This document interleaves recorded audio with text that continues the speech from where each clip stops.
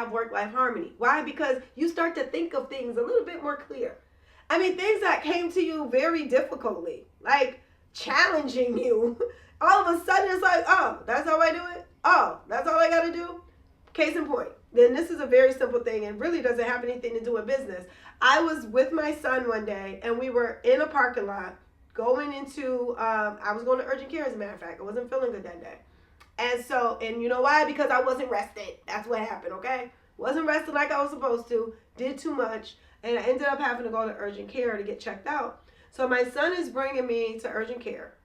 And when we leave, he takes a different way to leave out than I ever paid attention to. I just never did. Why? Because I was so busy rushing so fast. And so the way that he took us out of the parking lot saved us 5 minutes of travel time. And I thought, wow, if I would have actually took the time to pay attention, if I was actually rested, I would have paid more attention to my surroundings, and I would have thought of that a lot sooner. But because I wasn't rested, I wasn't thinking clear. And oh yeah, by the way, yeah, I mentioned that I was in urgent care because a lot of times we are good at telling other people what they can do and what they should do, but we don't always apply it to ourselves, right? And yes, I'm doing a much better job of doing that now. You know, I'm not ending up in a hospital and doing these things on a consistent basis because I pay more attention now.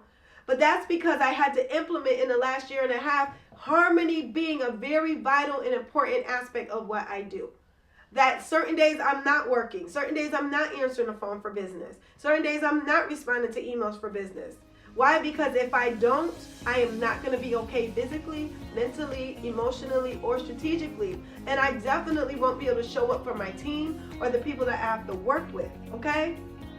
The other aspect of this that I want you to pay attention to is that you are no good for anyone if you are not healthy. And when you don't rest, then you can get unhealthy very quickly because you're taking your body's ability to resist illness away. You're taking your body's ability to resist external things that are not supposed to infiltrate your system because you are not resting. And when you rest is when your body is able to heal, okay? I can go on and on about this and all the things that I had to learn to compel myself to slow down. But I guarantee you that time that I ended up in the urgent care and my son had to take me, that was the last time I had to end up in urgent care. Because after that, I realized my boundaries I created were not sufficient, that my strategies that I created were not sufficient because I still had not reached a place of harmony that would enable me to stay healthy and avoid things that just don't make sense, okay? So the last thing, actually no, the second to the last thing, is vision without execution is noise. Set and review quarterly goals. I know that some of you are like, no, this is not what I want to do. Like, I'm an artist, or I'm a dancer, or I'm a hairstylist. Like, I don't feel like reviewing anything quarterly. I don't feel like looking at financials and documents. But let me tell you something. If you do not verify that your vision is actually sustainable, that's actually accomplishing the goals and objectives that you set for through your vision, then you are going to be filled with chaos, and your business is going to look like chaos. Now, when you first start, yeah, there's this thing, just start, like, start however you need to start, and you'll learn how to clean it up as you go, right? We know that if you're operating from a place of excellence, that's the mindset. But the reality is that if you have a vision and you are not working towards perfecting that vision, then you're just a dreamer. And guess what? There's a lot of people that dream. As a matter of fact, 98% of people that dream do not accomplish their goals because dreamers just continue to come up with more dreams. But visionaries are able to hone in on that thing that they want to accomplish, and then they're able to set up reasonable goals and expectations. And this is why you need somebody to work with you to help you with this. Because sometimes your goals, like I was talking to a client the other day, and they had this wonderful array of things that they want to accomplish. And I said, okay, let's step back. Let's recognize the fact that your vision is huge, and that is okay. I don't want to minimize your vision. But what I want you to do is pay careful attention to the fact that there is no way you're going to get all of that done in 1 year, not with the plan that you have in place. So let's talk about what a 5-year plan looks like. And let's talk about how we perfect these things as we grow to get to that space. Now, does it have to take them 5 years? Absolutely not. But there's phases that you have to go through to get to that place. And if you try to get there without operating through the process, then you are going to fail. Because it's like if you build on a building and you don't ensure that your foundation is secure. You can add as many floors as you want and it can look really pretty. But when the wind comes and a tornado or whatever storms, that building will crumble very quickly. And oh, by the way, when they put buildings in place, did you know that there's inspections that they have to do and all these things on a consistent basis to make sure the structure is in alignment, that the systems are working okay so that nobody gets hurt or injured? So if we're doing this for a building, why in the world would we not want to build our business, our organization with the same mindset? Why in the world would we not want to make sure that we are building ourselves with the same mindset? That if things come, and they will, if chaos comes, and it will, that it does not have to destroy me because I know that my foundation is sustainable. Because I'm reviewing. When I say review and think about harmony, I'm also talking about, have you had a family meeting lately with your kids and your spouse? Have you sat down and talked about what your goals are as a family, as individuals? What your mission is as a family? Have you talked about that?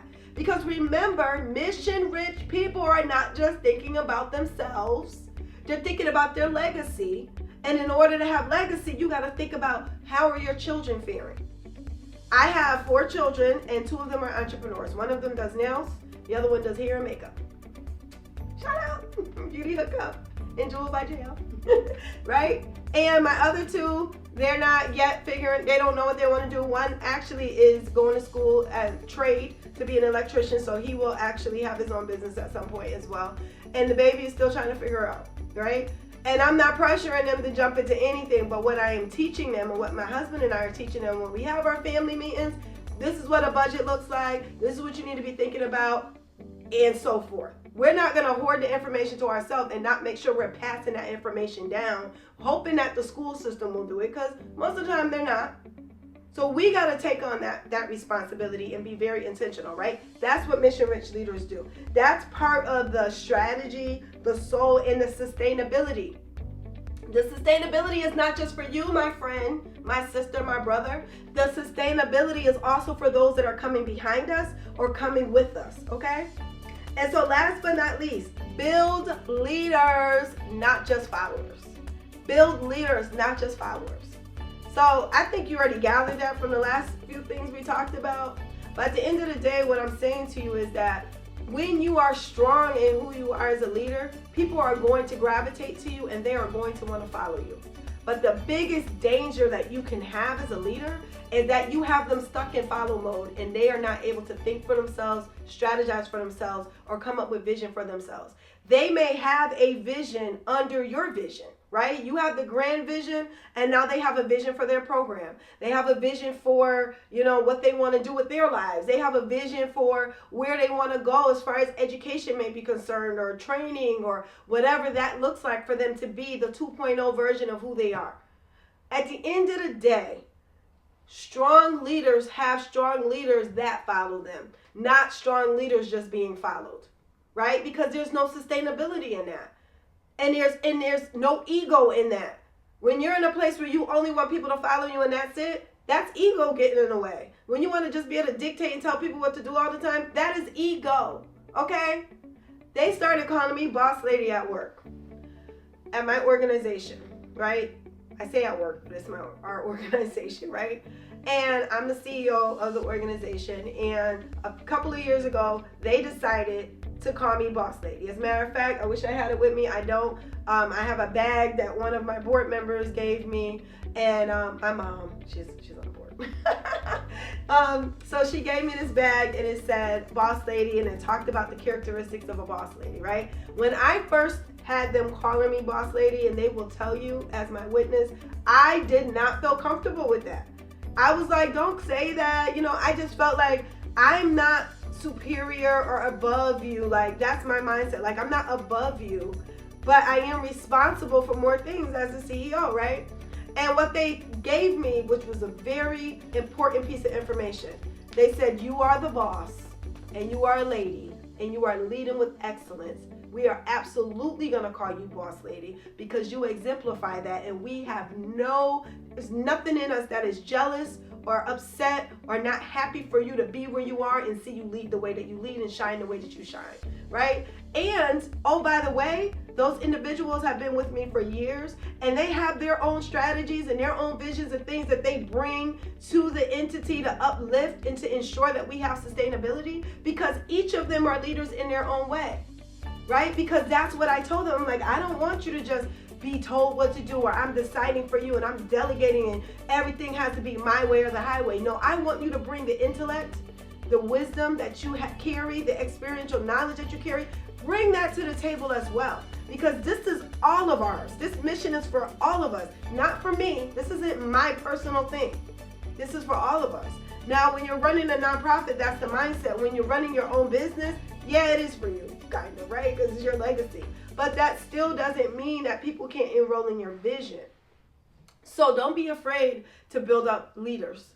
Don't be afraid to invest in people, because I promise you, if you invest in them with an empathetic heart and empathetic leadership in action, you will see that the results are so much bigger. And, oh, by the way, things may happen where people might try to, do you wrong, but let's not think about the possibility of wrong happening. Let's think about all the benefits that will come out of you being able to build up leaders and not just followers, okay? So I know that we've talked, and I think I might have even went over time, but I was so excited about this conversation because I think, so many times we talk about the nonprofit structure, or we talk about the things we need to do and the technical aspects, but rarely do we have this interactive conversation. And I'm saying interactive because I'm feeling the energy. I'm feeling the vibe. I know where you're at because I've been there. But at the same time, I know and I've seen that it is possible to grow and to be sustainable and to get into levels and cycles of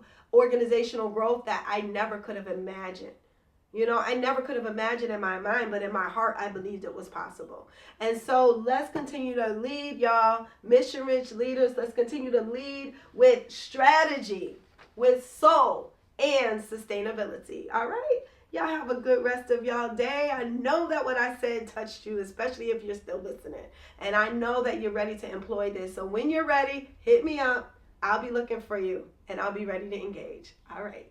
Have a blessed day.